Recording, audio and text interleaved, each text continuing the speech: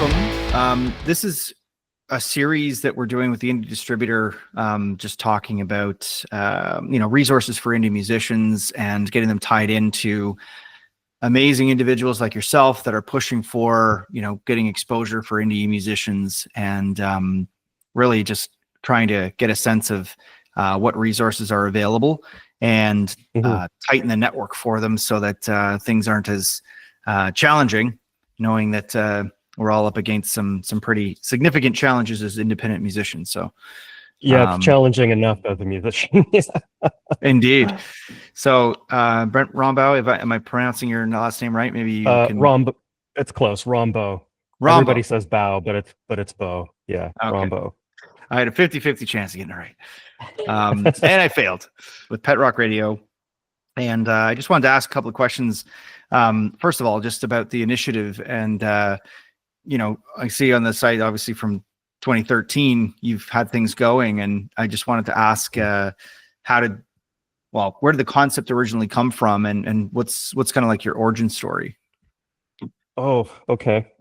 So radio was something I always wanted to do ever since I was a kid. Like, you know how when you'd be figuring out songs on your first guitar, you'd be listening to the radio and you try to emulate it. Well, I was doing that, but I was also kind of listening to how the DJs and the commercials interacted with the music. I don't know. I was a weird kid, but so I was kind of fascinated by the whole way radio worked, and I loved that this was how I was learning about new music when it came out. Was the radio. I'd listen to it, like it was on all the time in my house growing up.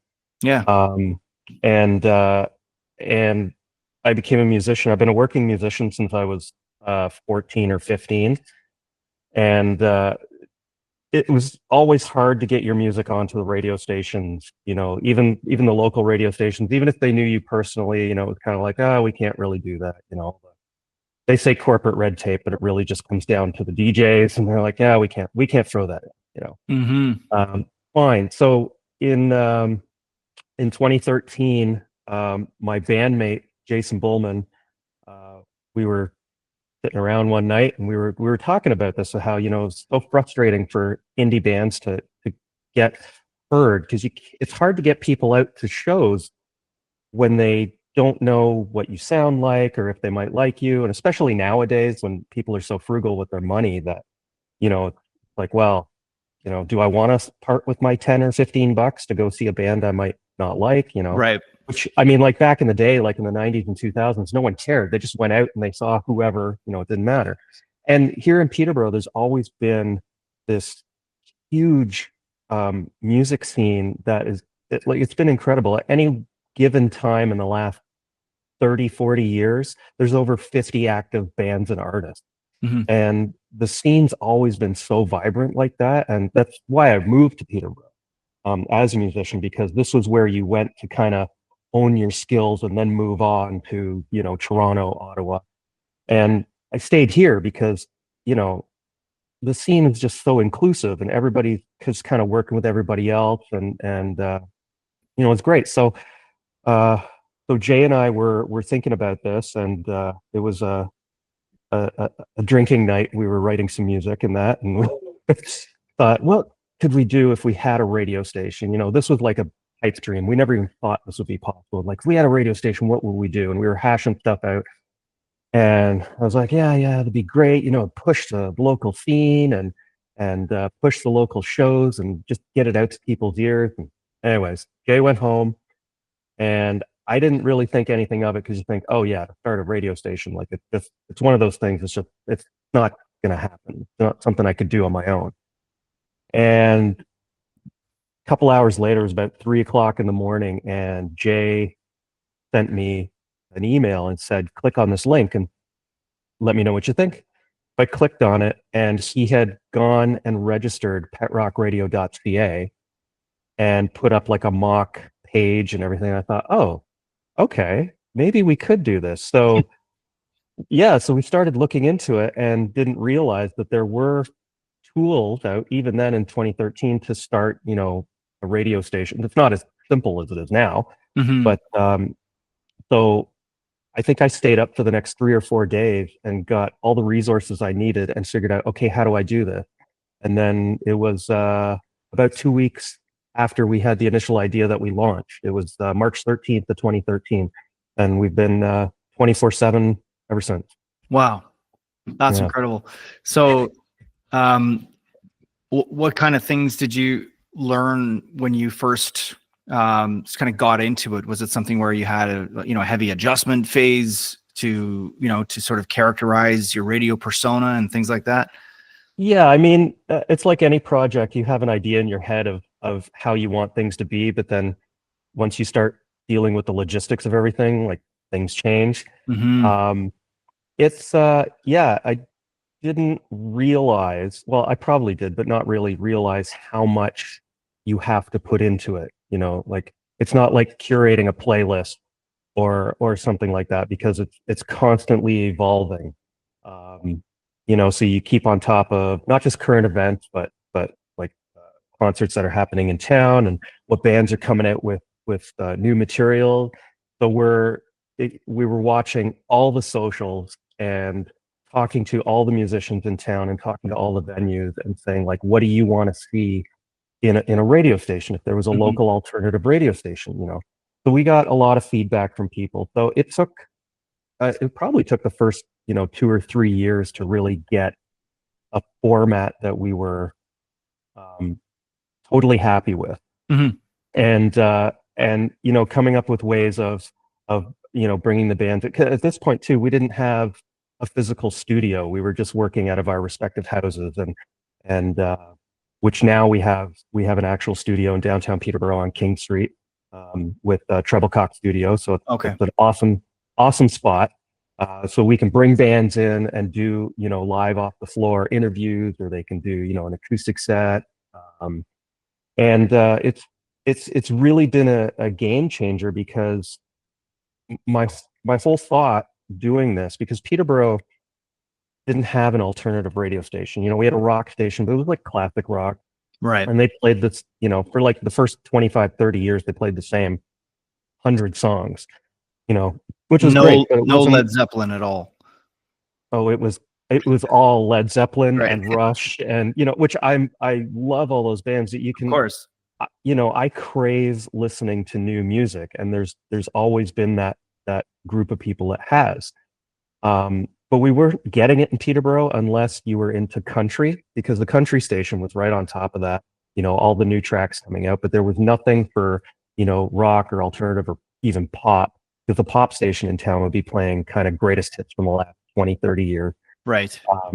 So we wanted to make sure that was at the forefront. So it was in our branding, actually, for the first 10 years. We were new music first.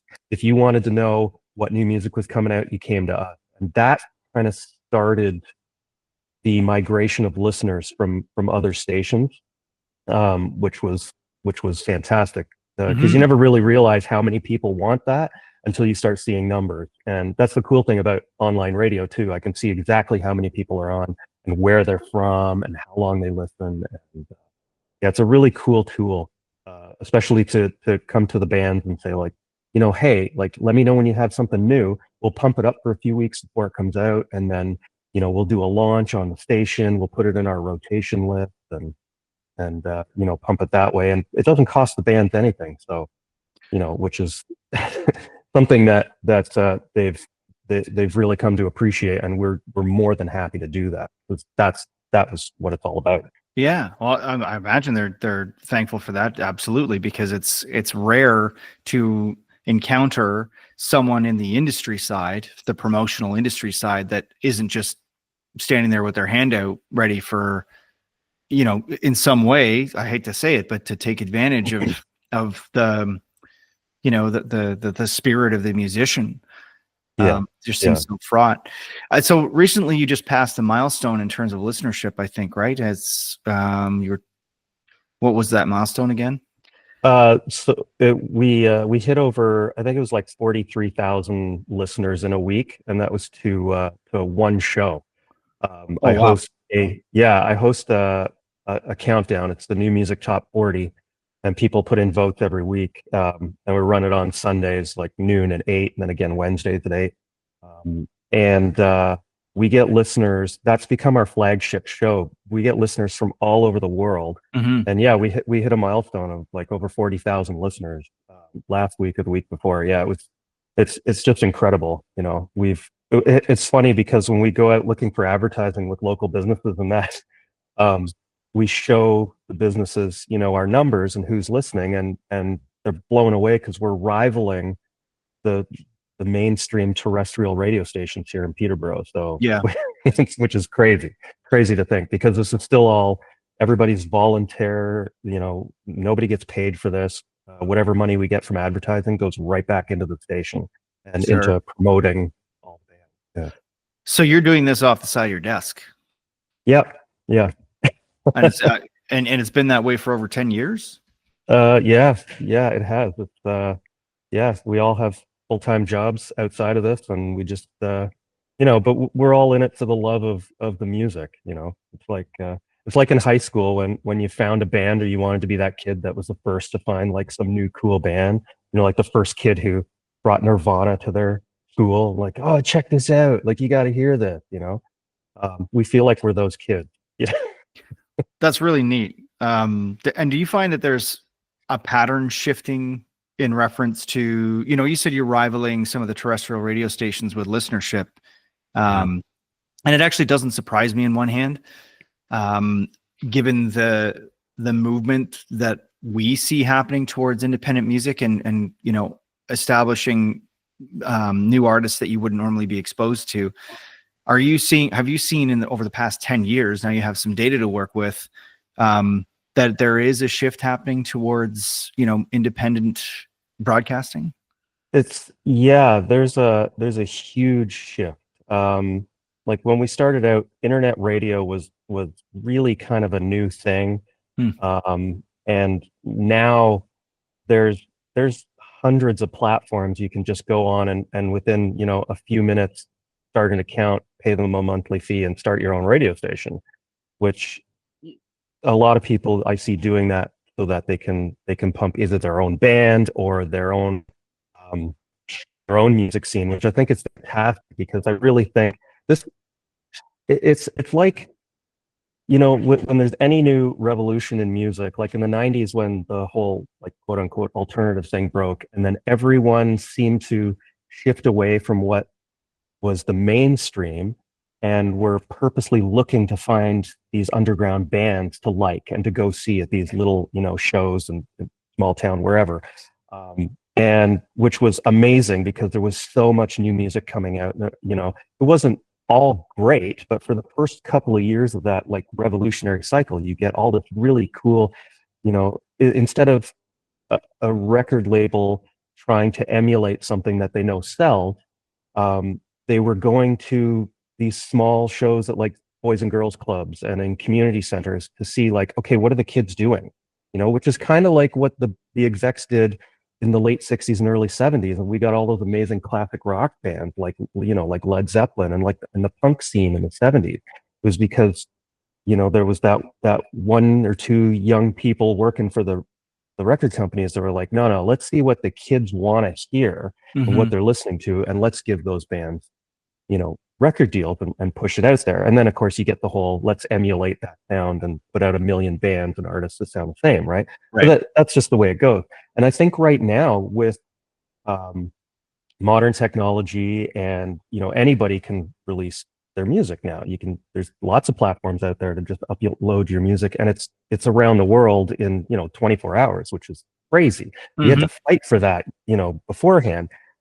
So in that respect, I think it's really, really great because there's so much, I kind of call it bedroom music. You know, that kid who's like in their house and they're making this really cool music at home, but they don't go out and they don't play shows because, you know, whatever, but they're putting their music out, and you're finding this stuff that is just this, you know, really, really unique, and I think really cool. And I start to see now, this has been a trend that's been happening probably for the last 4 or 5 years. Okay. And I see now that the record labels, well, I mean, instead of going to, you know, or listening to demos that come in, they're just going on TikTok and they're going on Facebook and they're going on Instagram, and they're seeing, okay, what are these kids doing in their bedrooms? And they're like, hey, okay, how many views do they have? Okay, cool. We're going to sign them. So in terms of that, I think, with the major labels, there's a shift where it's not so much about the music, it's about how many likes they have, how many followers they have, Right. so that the label can. But I mean, the labels are in it to make money anyways, right? So you see a lot of that, but in the same vein, you see all this new independent music that people are overlooking because you're going to what's big and what's on the charts and all that first, whereas we kind of go underneath that and we try to find the underbubbling, much like you guys do, and like what we see at Guthapalooza. Like I think that's why we fit in so well with Russ and Val there, because like we have kind of the same outlook. Like there's this amazing level of music there that should be world class, and they just don't have the money behind it to put them there on that to go to that next level. So I see a whole new shift in music where I'd like to say that the record labels are going to disappear, but I don't think they're going to. They're going to figure out some way to use modern technology, probably AI, to go find them these underground bands that we have been listening to for the last few years, and hopefully finally put some money out there for them. And in doing that too, when you get these bands who are like nobody and bring them up to that level, they're not selling out arenas. But they could start selling out smaller venues. And I think we might start to see these big stadium concerts start to crumble and have this whole other level of intermediate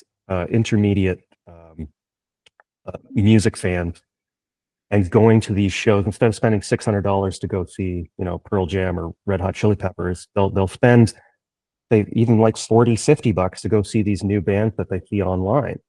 I think we're going to see that in the next 4 or 5 years. Absolutely.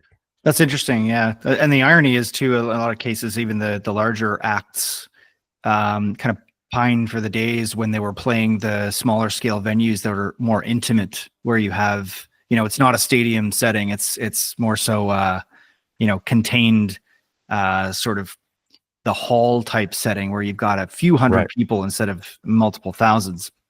Yeah. That's fascinating. So,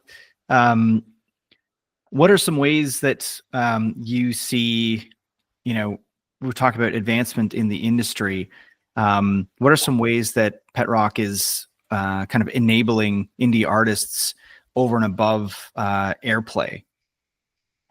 Well, we put together events, especially in the Peterborough area. We do a lot of things like the band war that we did to get a local band from the surrounding area onto the main stage of Guthapalooza, because I find like that in itself, getting a band on there is just, it's something, especially a new band that's only been together, so long. It's like, oh, I get to play a big festival where there's like 2,000 people. Like that's awesome, So we do that, and we also try to pump their local shows. And when bands from Peterborough in the area go out to other markets like Toronto and Ottawa, or even Oshawa, or or to Barrie or Hamilton or wherever, we tend to follow them with a digital footprint as well, and pump that show as well, because okay, yeah, you're playing in another town, but good for you. We want you to do that. We want you to spread out. So we'll pump that as well. We like to keep our eye on anybody who has ties to the Peterborough area. So even like larger bands, we still kind of pump that. Like 3 Days Grace, I'm going to say that because they're probably the most well-known band to come out of the area in recent years. And so we still pump them. We've kept a relationship with them, which really helps, because then they put out on their socials like, hey man, there's this great band in Peterborough, blah, blah, blah, check them out, and then when they come to town, we get a local band to go with them. And we try to do that with anybody. Actually, USS is another band started here as well. They started at Trent University, just, playing at this little punk club called The Still, who's unfortunately not here anymore. But, so when they come through too as well, call up Gay Parsons and say, hey man, we've got this awesome band. They go really well with you. He's like, yeah, let me hear it, And we try to do that because it's hard enough, like we were saying before, as a musician, to get your music out there, to get people to hear it, to come to your shows. But if you have somebody with professional level pull like that, endorsing your music, then people tend to just listen without prejudice. Right. So we try to use those networks and connections to do that as well. That's excellent. Yeah, because that's certainly a major challenge with most indie musicians, is trying to appeal to the core following that they have. You can't bring them out to all the shows. Venues in a lot of cases for original bands expect a minimum draw, which just makes sense. Yep. Everyone's got to make money. Yep. But it's great to hear that one of the initiatives is to ensure there's cross promotion. And on that note, what can artists be doing to promote what your initiatives are? Really just send everybody to our website. Yeah. Where you can listen to it. We're hoping, actually, well, I'll say the website's petrockradio.ca. Mm-hmm. And we've been working on an app for the station, which we're hoping will expand our not just our listenership, but will get the music we play to more ears. I'm hoping to have it ready to launch at Gussapalooza, which would be fantastic. Wow. Yeah. And, because, people go to the website and listen, but they just want to, tap on an app and hit play and not have to search for anything, right? Is that the value proposition, is just the facilitation of streaming the station? Yeah, absolutely. And when you're on there too, it'll have all the same resources we have on our station. It'll show the top 40, which is made up mostly of independent artists from around the area. Nice. There are larger label artists on it as well, but we try to keep as independent and local as possible. But if it's good music, it's good music. We're going to play it. So, we're still going to play Coldplay and Pearl Jam and all those bands, right? Because, why wouldn't we? Yeah. But you can also go on there and see like what events are happening and what bands are putting what music out. There will be, actually, on the app, there's going to be more accessibility to buying the band's music. So you'll be able to tap on the song that's playing. They'll either take you to the iTunes or the Google Store or wherever, and you can download it. Or if they have a Bandcamp page, it'll take you to that, and you can buy it off that, which, the artist gets more money from Bandcamp than they do other streaming platforms. Sure. So, but yeah, it's basically just taking the physical networking that we've done and making it completely digital and available to anybody who downloads a free app.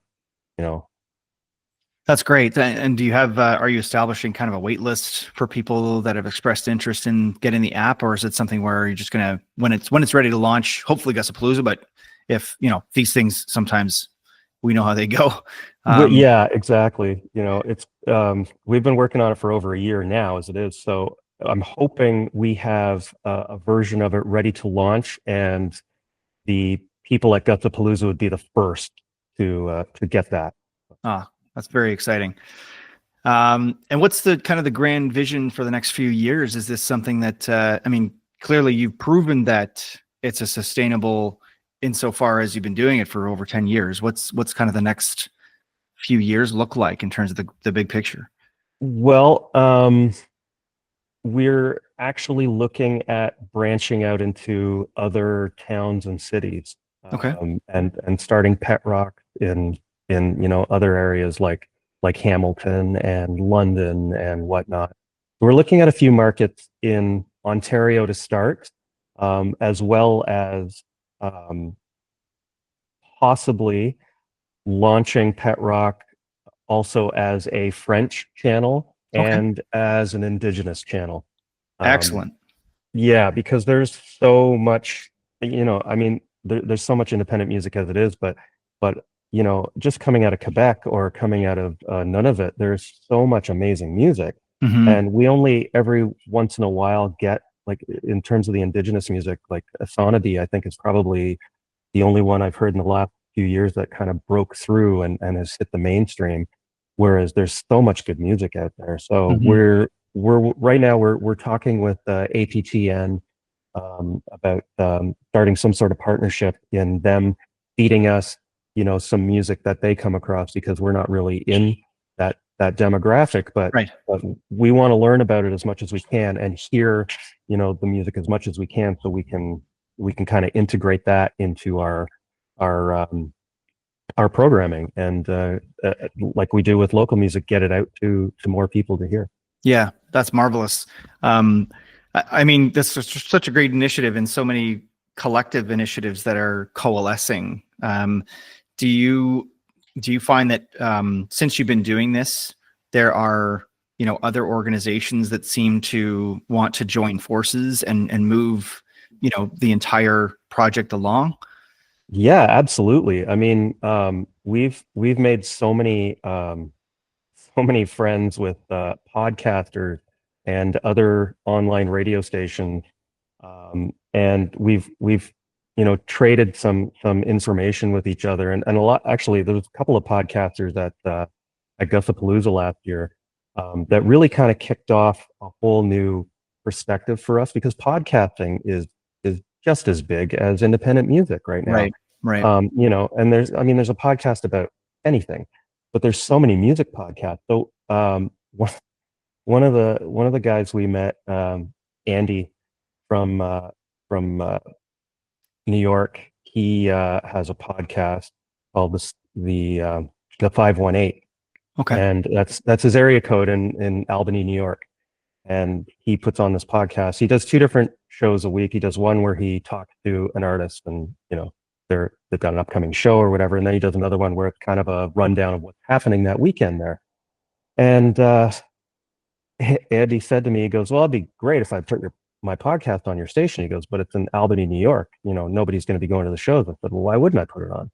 So we don't know any of these bands from Albany, New York. Let's put it on, and let's throw some, Peterborough bands your way, and you can spotlight them as well." So we've made a partnership with him doing that, as well as Bad Music Club, which from your area, I'm sure you know them. Yeah. Those guys are hilarious. Yep. And we've been running their podcast as well. And it's interesting to see that when we put these onto our station, our listeners are actually listening from those areas. We have listeners from Albany, New York. We have more listeners from like the Barrie and Cookstown area.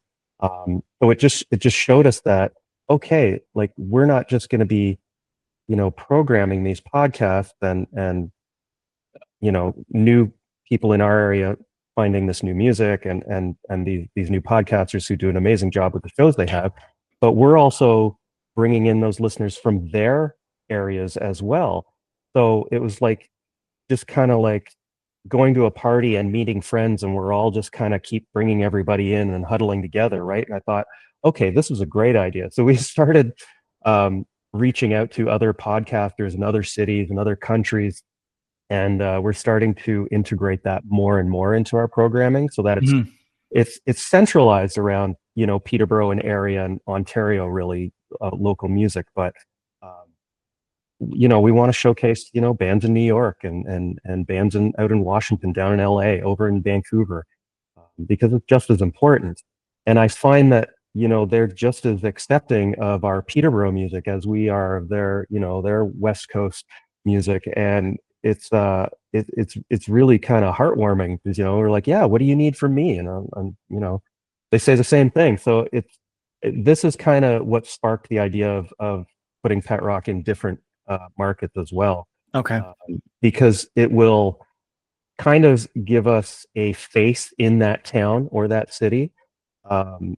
Because right now in our studios in Peterborough, so we're going to have Peterborough bands or touring bands coming through Peterborough into the studio. But if you have a studio in Vancouver, then you've got the local Vancouver bands, plus you've got whoever's coming through Vancouver on there as well. So I'm hoping that within the next, by the time we hit our 20th anniversary, if we're still here, that we have a web of stations and podcasters and bands from all over North America, not just Canada and the US, but Mexico and the Caribbean and up north. And that's the dream. And we'll see if we can get there, but.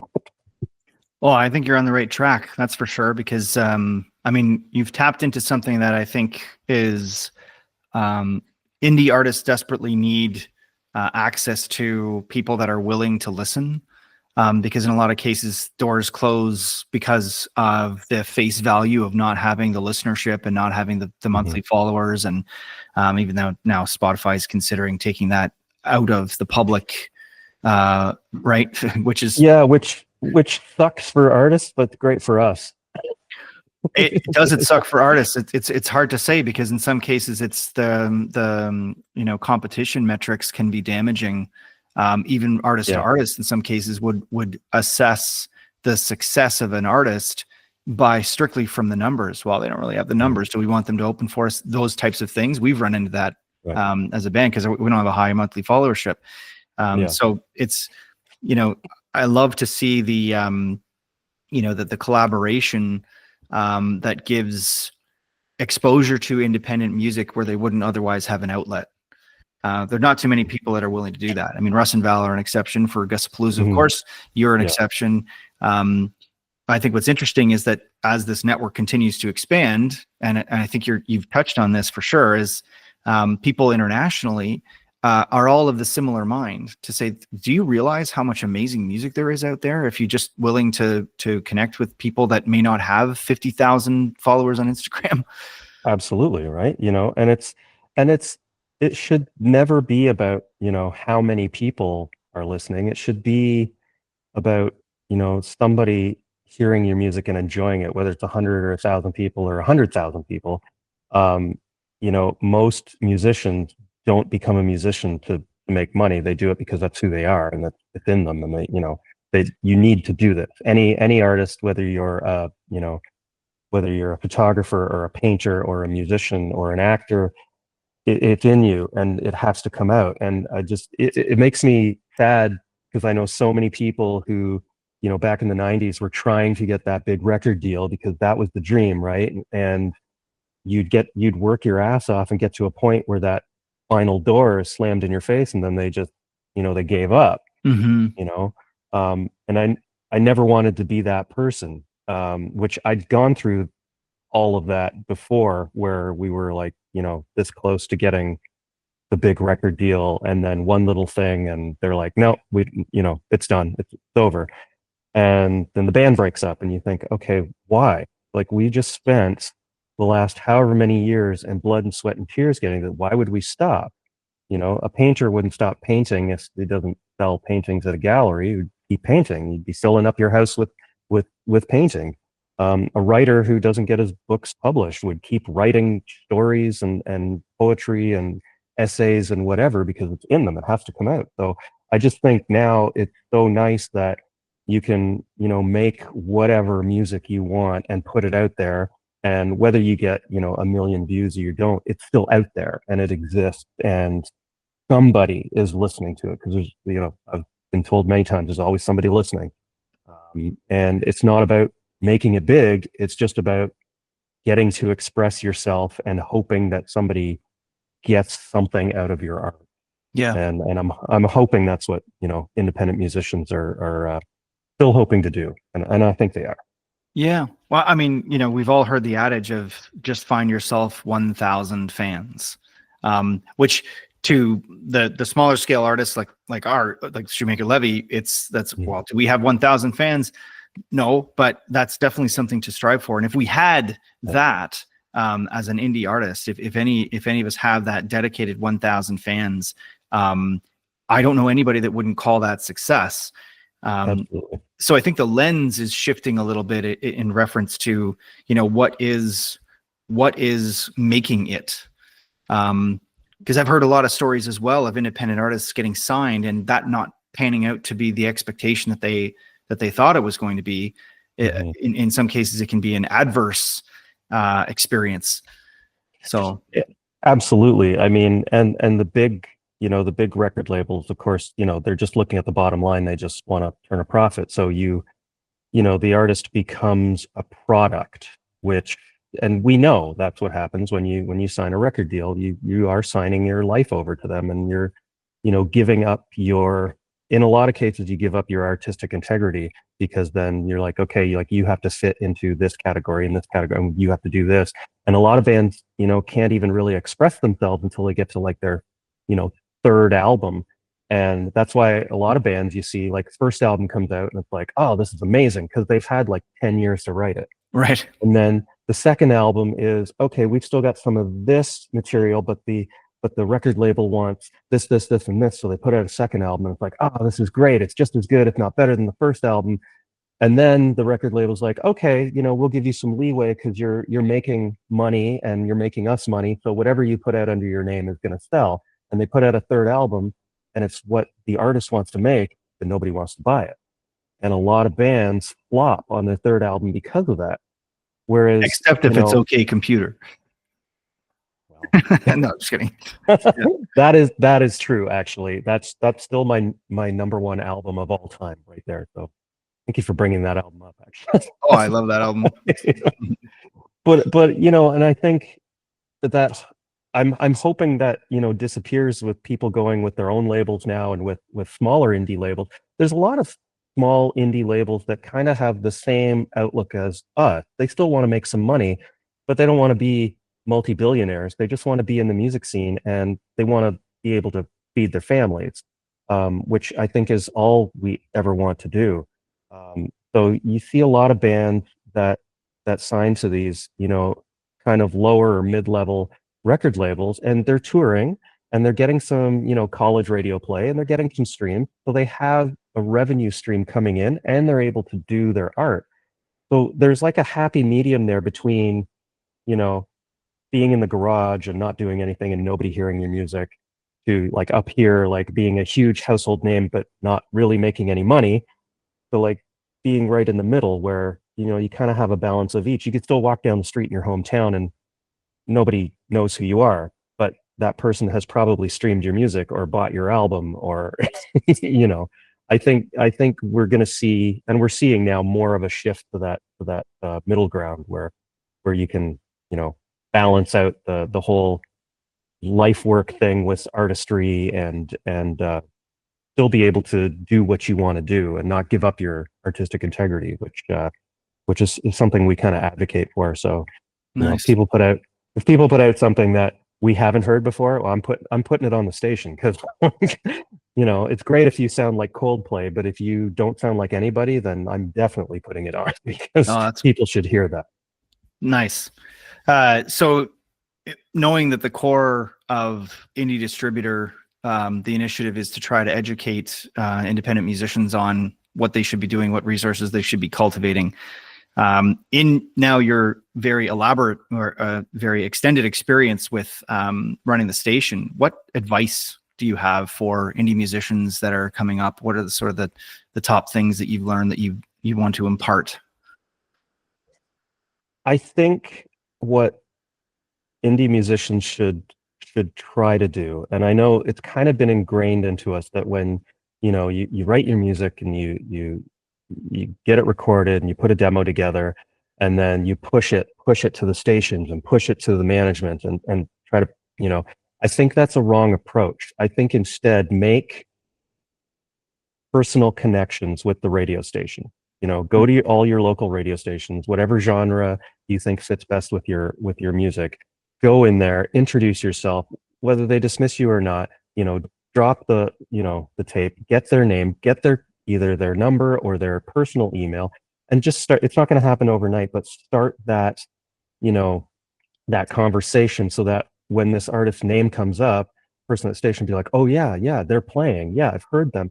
You should actually go check them out. And do it that, because a lot of the other labels and radio stations get bombarded with new music, especially nowadays. There's hundreds of thousands of new songs, if not more, being released every single day worldwide. Yeah. And you can't keep up, you know.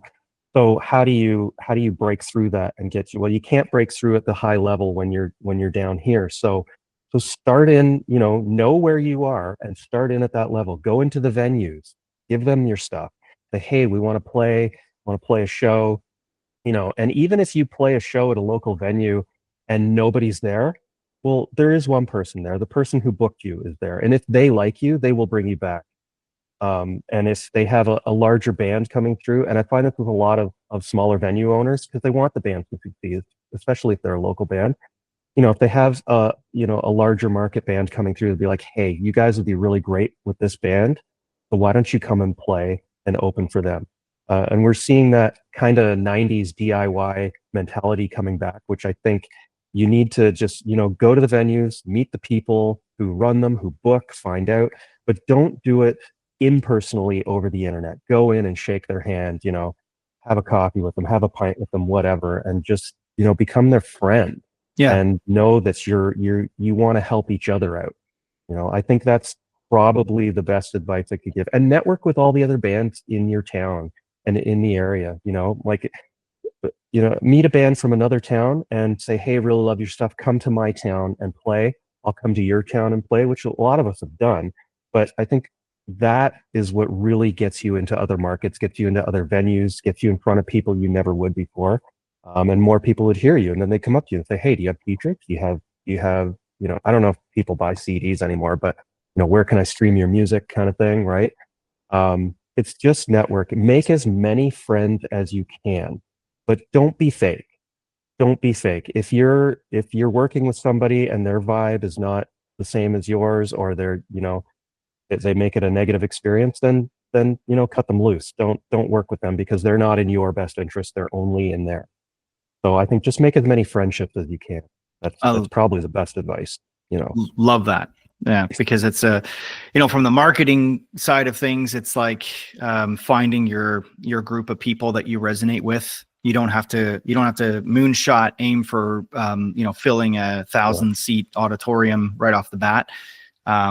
Start out with that core group of people, and at the end of the day, all of us are music fans for the most part, right? So we would be supportive and admire musicians trying to do what they're trying to do, because we get it.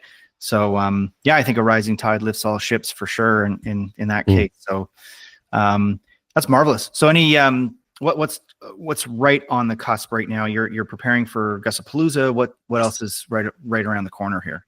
Yeah, we are getting ready for Gussapalooza, which just gets bigger and bigger for us every year, which is fantastic. So we're getting ready for that. We're getting ready for hopefully dropping the app soon, in the next couple of months. Nice. We are working on putting something together here in Peterborough, not to the level of Gussapalooza, but we're hoping to bring an independent music festival to Peterborough, possibly next year, but it'll probably be 27. Wow. But it's something we're starting to look at, and just on a small scale, and not even to make money, but just to cover costs and bring the artists together. And then, pepper it in with some artists from other markets as well, bring them here, put them in front of an audience. So that's one thing we're working on. And we're just always working on reaching out and meeting as many, different people in different levels of the industry that we can, and pick their brain and just say, hey, what works for you and what would you like to see, kind of thing. We're always working on stuff. That's amazing. I love that. There's a button right on our main page that says, are you an indie artist? And that takes you right to a form where you just fill it out, and you can leave your song there. That will definitely get listened to, because our email is just it's full. It's just, it's hard to keep up with them. So, but if you go through that link, and that's why we did that, so it's dedicated, those songs get listened to, and more than 50% of them get played on the station. So, and I don't mean just like played once or twice, like they go into our regular rotation automatically. Wow. Yeah. Our entire rotation list is on there, which I should probably mention. Our rotation list is 80 songs at any given time. Wow. And those songs are in heavy rotation, and then the rest is like back catalog stuff. And we keep it fresh every week. We add new songs, we take some off, What was something I forgot to ask is the process for, is it user generated in terms of the positioning? So it's by vote. Yeah, Okay. it's by vote. Yeah, and we get lots of votes every week. And yeah, every week is a surprise. We never know what's going to happen, which is great. And then we put the chart up. So the top 40 airs like first on the Sunday. We put the chart up on the website on the Monday, and then on Tuesday we always put out. It's kind of like a little digital magazine, like 7 pages, but it just shows the chart, and we have a title page with the artist on it, and that. So people use that on their socials and whatnot, and yeah, so it's all user generated. I get you have until Thursday night at midnight to get your votes in for that Sunday countdown. And then we tabulate all the votes on the Friday, and then I record the show. And, yeah. That's really cool. Do you find that you get spikes for independent artists that's where like they basically clamor to all their networks and say, hey, go vote for our thing, and then it kind of dies off? Or is it mostly like dedicated listenership that are voting unsolicited? Well, I think there's both, Okay. because we can see a consistent voting with this, because I can see the emails of everybody that votes as well. So, Okay. yeah, there is a consistent votership every week, and there's a consistent listenership every week. But I do see spikes, especially bands that either come through Peterborough or that we've pushed or whatever.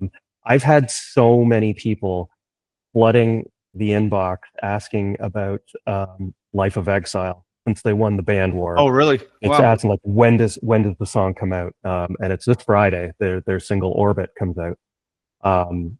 So yeah, I know as soon as that goes on the rotation, they're gonna hit it like crazy, and it might peter off after a while, like anything else, But I find that because the fans of these indie bands are friends and family and people that have seen them live and love their music regardless, they vote all the time. And so sometimes, I mean, you could see a band hit the top 10 in the first 3 weeks, which is really fast, and then drop down to like 30 something for a few weeks, but then like go up to number one. Like it's crazy. It slingshots all over the place. Yeah, if you look back on like past charts and that, we can see that sometimes there's a trend, sometimes it's just there's no rhyme or reason, but yeah, it's the trending, especially with the indie bands on the countdown, is if they've just put out something new, if they just played a show and people went to it, or they saw. A lot of it is if they've seen on their socials like great band shots of them playing live. Even if they haven't heard the music, or they hear like a little snippet on the TikTok or Instagram or wherever, they vote for it. Because they're like, yeah, that's cool. I'll put my vote in, which I think is fantastic, So it's not completely blindly voting for things, but, Right. Yeah, there's definitely some trends. Some of them I can't figure out, but, That's data, I guess. Yeah. That's really cool. Whereas like everybody that works on the station, we're all audiophiles. We love music, whatever genre, all genres. We just love it and just love being around it. We get giddy every Friday when we pick up new music. We're like, what did we get this week? That is so neat. I love hearing that, because it's just I think that there's a lot of independent artists that need to hear the reinforcement that people like you exist, to be honest. Because sometimes it can be really disheartening just going through the motions and thinking that you're ramming your head against the brick wall of you're not making it, you're not making inroads with radio stations, you're not making inroads with major labels. What are you doing with your life, et cetera, et cetera. And it can be really disheartening. But I think as we were just talking earlier about sort of changing the focus of really trying to ensure that you're establishing that core audience of people that really believe, and then connecting with like minds. There's certainly a movement happening, and I don't know if it's been building for years, but it feels like there's something shifting, and maybe it's because the advent of AI. I'm not sure, but it just seems like. I mean, maybe. I think it's always been there in the music community, but just we haven't had the means. Like we did, back in the day, you'd make a a homemade, photocopied zine to put at in the mini mart downtown so that people knew about your band or, whatever show that was happening. Whereas now with technology, and AI, I think is probably going to play even more of a role in it. And I don't mean in terms of, writing music in 2 seconds and putting it out, which does happen. There are a few AI artists out there that people don't realize are Right. AI. Yeah. But I think if we use the tools we have properly, we can, like we said before, like expand our network and like having a pen pal on the other side of the world, but a band that you kind of twin up with, I've heard bands that are, talking with bands in Australia, and they're from Toronto, and they send music back and forth and they go on podcasts together in each other's, hometowns and whatnot. And I mean, just doing that just kind of opens up the possibilities of who's listening to you and, who might stream your music or, who might, when they, talk to their friends back here and say, hey, like these guys are from Australia, like they're really, really good. You should listen to them. Or these guys are from Canada, you know. It's funny I that think, yeah, I agree go with you, ahead. Brent, for sure. I think it's the mindset shift of being willing to promote someone else's material Yeah, and not thinking of it exclusively as a competitive environment. yeah, Right. Which I think is a big shift for a lot of artists out there, because it always feels as though it's us against everybody else.